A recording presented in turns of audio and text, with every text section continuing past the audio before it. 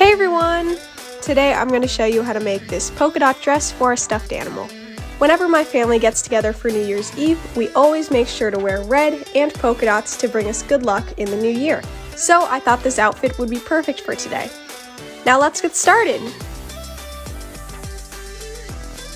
The materials you'll need are some pins, scissors, fabric, you can really use whatever kind you want, and I will also be using some tulle to go underneath, but this is optional.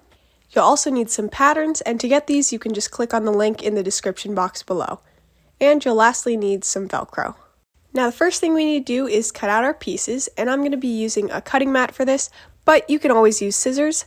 And the first one I'm going to cut out is this long rectangle, and the piece I need for this is actually so long I only made the pattern for half of its length.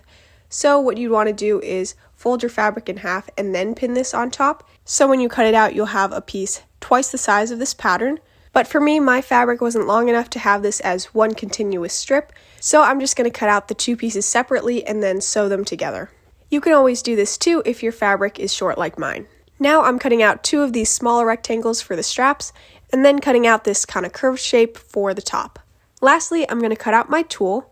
And I want a double layer underneath the skirt just to fill it out more. So I'm going to use the same piece I used for the skirt. And I'm pinning this down onto 4 layers of tulle because I want it to be twice as long and I want 2 of these pieces. And of course this is optional, so feel free to leave it off if you don't have tulle or just don't want to add it.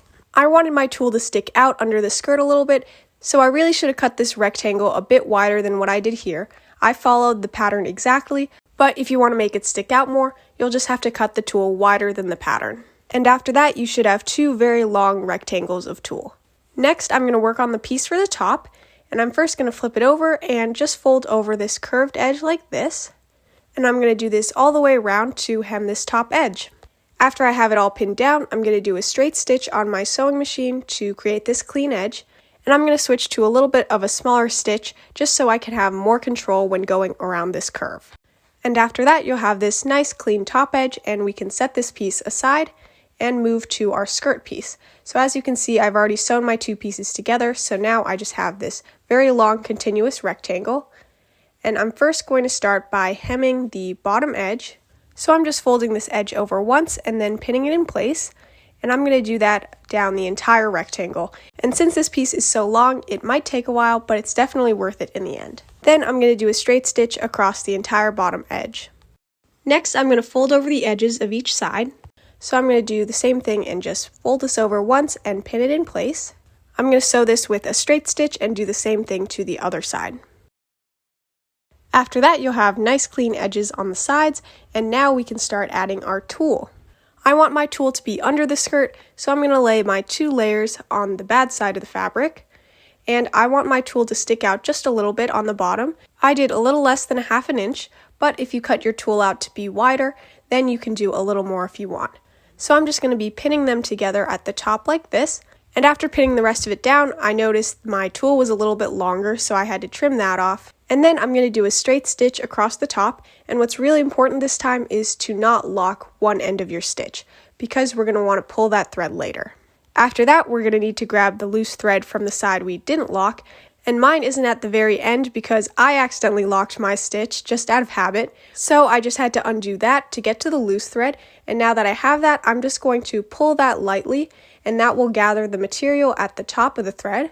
So as you can see, as you pull on that thread, the end of the fabric will get really ruffled, and you'll just want to scoot those ruffles to the other end of the fabric, and that way your skirt will be nice and evenly ruffled. When you've got it roughly to the right size, you'll want to grab your stuffed animal and just try it on, and just make sure it's able to overlap a little in the back. Then just tie that loose thread in a knot, and the skirt is finished. Now I'm going to grab my piece for the top, and before sewing this onto the skirt, I kind of want to give it a different shape by making it a little pinched in the middle. So I'm first going to find the center point so I know where to sew, and after I find that, I'm just going to go in with a needle and thread and just do a simple in and out running stitch about halfway down.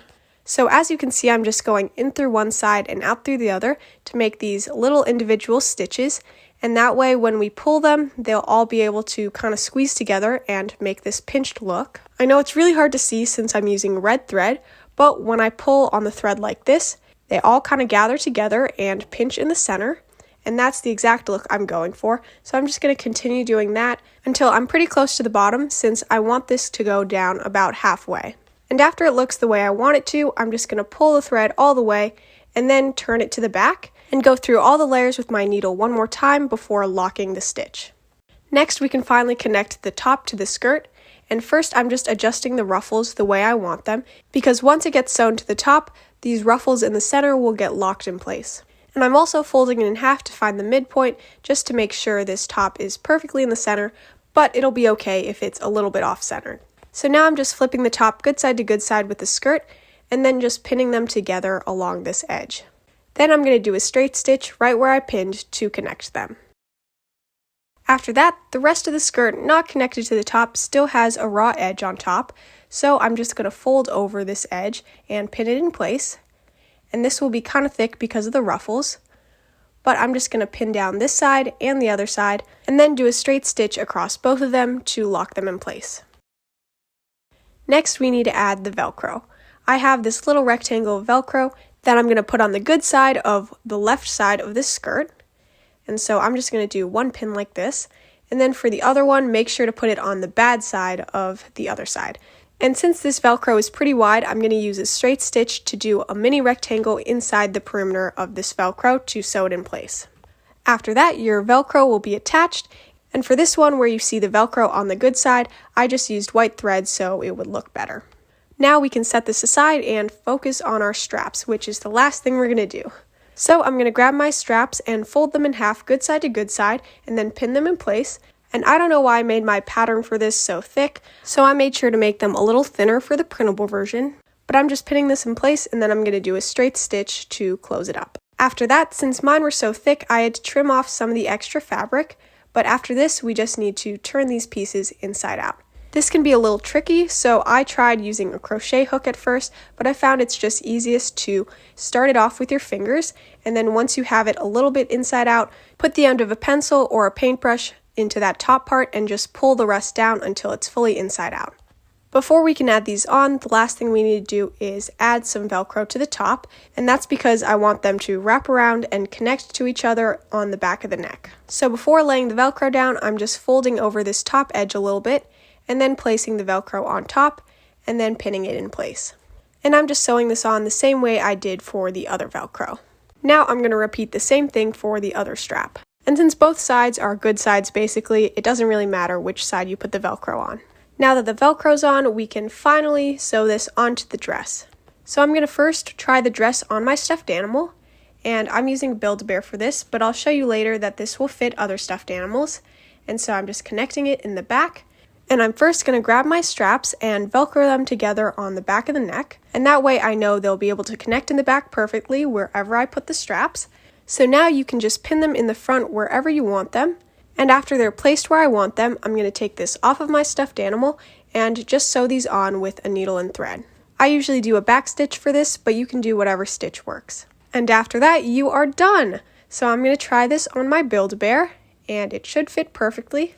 This will also fit any similarly sized stuffed animal. A lot of stuffed animals are actually around this size, but even if they're a little different, you can always adjust the skirt and the straps to fit yours. I also wanted to show you this on a different kind of stuffed animal. This one is a sitting polar bear. Since their arms usually cover their chest, I had to put this on backwards, but I still think it looks super cute and it fits really well, and people might not even notice that it's on backwards.